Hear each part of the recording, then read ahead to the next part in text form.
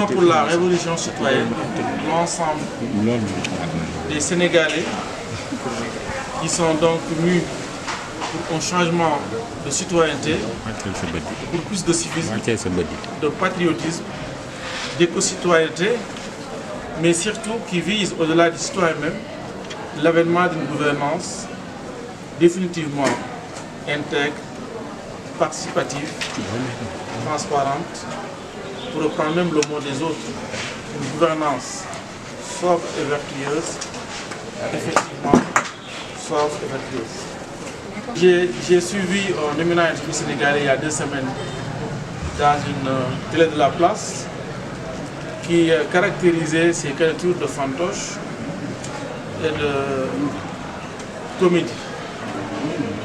Je n'en dirai pas assez. Par contre, je peux parler de moi-même. Aujourd'hui, nous avons déclaré les principes du MRC, mais contrairement aux autres, nous avons défini un vrai programme. Parce que tout ce que j'ai lu pour l'essentiel en tant que déclaration de candidature, c'est une liste de promesses et de vœux pieux.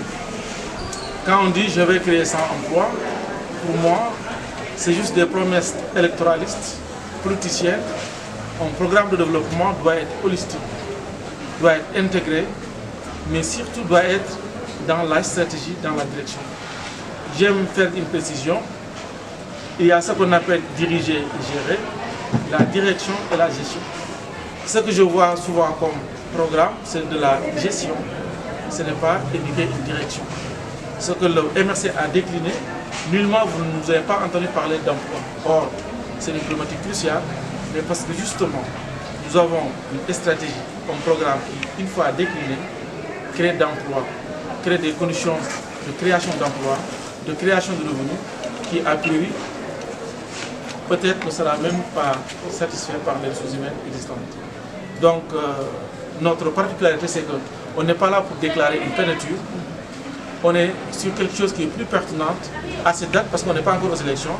Nous avons décliné un programme, et c'est sur ça, le programme et nos principes, qu'on va sonder nos concitoyens pour voir le niveau d'adhésion à notre programme, et après suivra certainement notre cheminement vers les parrainages citoyens qui nous permet d'aller aux élections, et éventuellement certainement aussi vers l'élection présidentielle. Et je précise, le plus important, il faut qu'on aide nos concitoyens, il faut qu'on ait pitié de nous autres peuples sénégalais, parce que pendant longtemps, depuis très longtemps, nous assistons à des campagnes électorales, surtout présidentielles ou locales, où le discours n'est pas pertinent en termes de proposition de développement de la cité. Mais c'est plutôt encore une fois une liste de vœux pieux. Alors ici, nous souhaitons pour justement une fois dans l'histoire, avec un président qui est obéissant et candidat, il faudrait que les offres politiques en termes de programme soient très structurées pour que le citoyen n'ait pas beaucoup de difficultés à choisir. Et pour ça, nous croyons à la constitution de grandes coalitions qui puissent faire des offres programmatiques pertinentes. Mais si chacun pense qu'il est seul et il doit être, nous aurons une multitude de candidatures, non pertinentes parce que non seulement ils ne disposent pas de programme, mais à priori aussi qu'ils ne disposent pas d'électorat pour gagner les élections. Et finalement, qu'est-ce qui arrive? Nous assistons à cette négociation de second tour pour négocier des postes, et avec ces postes négociés de partage de gâteau, c'est la malgouvernance qui va encore nous suivre. Nous sommes là pour s'ouvrir à tout le monde qui a une stratégie, une proposition de programme, qui a des convergences, des plans de convergence avec le nôtre, pour ensemble construire une coalition qui va faciliter le choix des Sénégalais. Mais si 1000 candidats sans rien proposer, si les citoyens, malgré ce contexte politique très favorable pour une élection beaucoup plus démocratique, je pense qu'on risque encore d'en arriver au même résultat. Et ça serait regrettable. Nous sommes très prêts pour aller aux élections présidentielles parce que nous avons une offre programmatique qui correspond effectivement au contexte politique du Sénégal. Je dois arriver au contexte socio-économique. Vous savez, la constitution d'un pays, elle est continue. Ça date et ça va continuer. Mais qu'est-ce qu'il faut? Au moment T de notre vie ou de la vie de la nation, il faut proposer exactement ce qu'il faut contribuer pour apporter sa paix à la Constitution.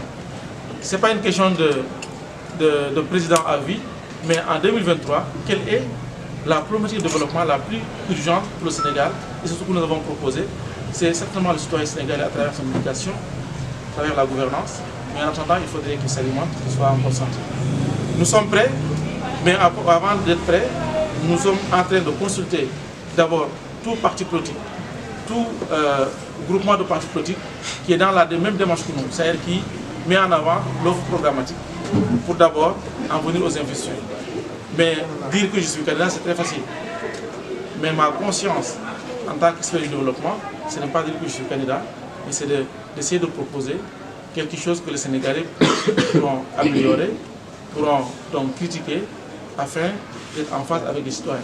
On ne peut pas diriger un pays en étant en déphasage avec leurs aspirations. Je pense que ce n'est pas ça, on est en démocratie. Mais c'est que le Sénégalais aujourd'hui urgemment a besoin d'un développement. Et ça, la démocratie est nécessaire, mais l'offre programmatique en termes d'urgence de développement aussi, il faut le mettre dans le programme. La communication, oui, c'est le roi du monde, la communication. Mais comme disait un vénéré cheikh du Sénégal,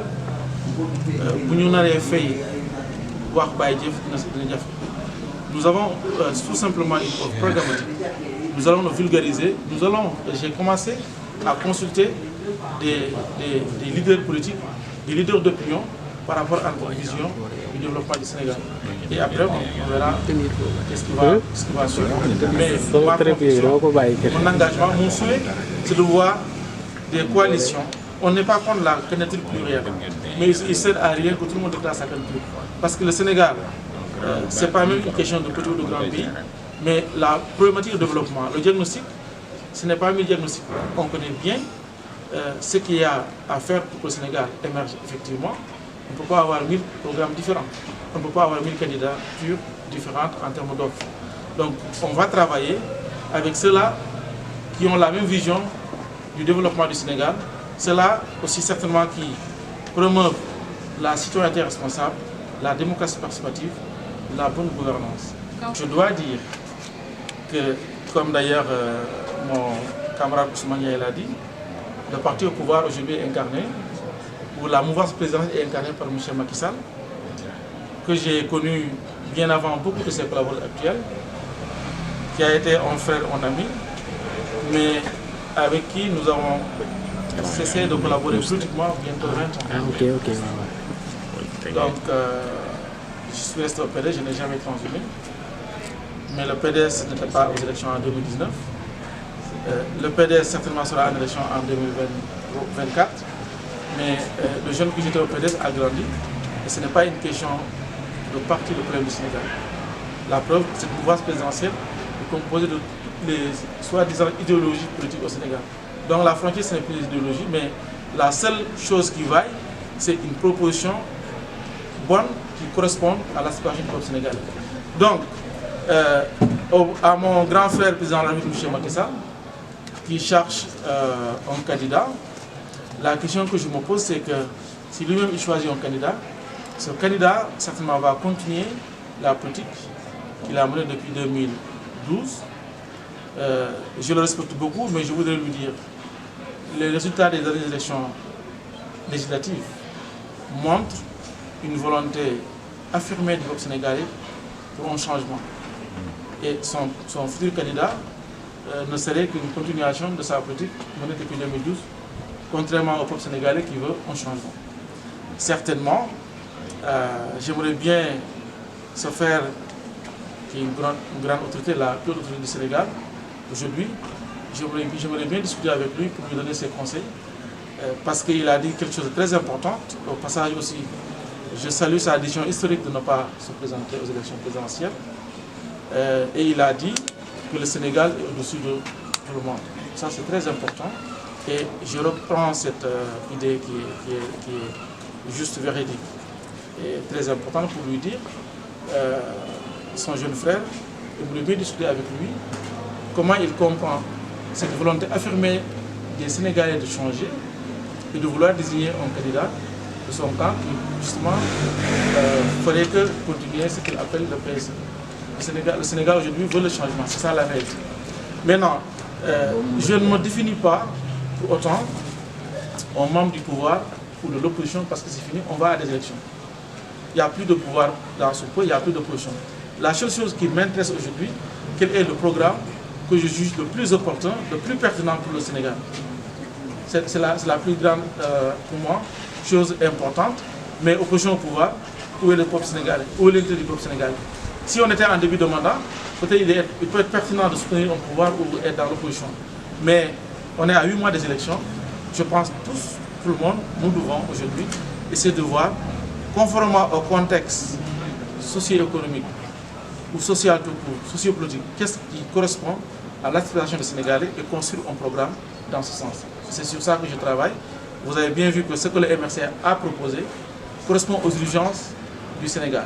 Et j'ajoute, lorsque vous construisez une maison, vous ne devez pas mettre les aigles de la dalle en haut sans la fondation. Certaines propositions, encore une fois, de programmes entre guillemets, veulent tout mettre en œuvre alors qu'il faut prioriser. Si vous mettez les charrues avant les bœufs, ça ne passe pas. Et le Sénégal a des priorités pour lesquelles il faut d'abord les résoudre pour que le développement puisse suivre. Mais autrement, on va encore rester là à tourner en rond.